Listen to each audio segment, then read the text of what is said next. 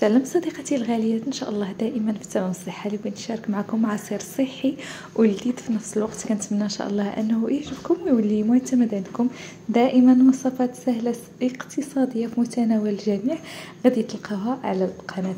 فغادي نبداو في الوصفه ديال اليوم اللي هي عباره عن عصير صحي وسهل في التحضير.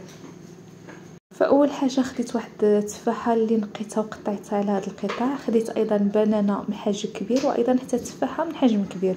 كان تفاح صغير فديروا جوج. خديت باربه كبيره وسلقتها ونقيتها وقطعتها لقطع على هذا الشكل. ايضا واحد الحفينه ديال الزبيب اللي رطبتها في الماء اللي كيكون غليان وكنغسلوها مزيان من بعد ما رطبناها وكنضيفوها.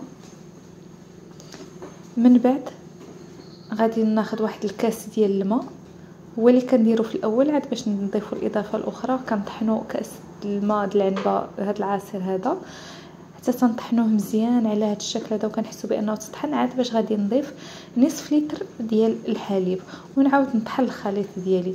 فبالنسبه لهذا العصير ما كيحتاجش نهائيا السكر، كتجي الحلاوه ديالو طبيعيه اكثر من رائعه. كنتمنى انكم تجربوه. عصير صحي لذيذ.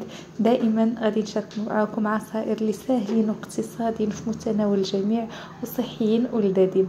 غادي نخليكم صديقاتي مع صور نهائيه وغادي نضرب لكم موعد الفيديو القادم ان شاء الله. دمتم بخير.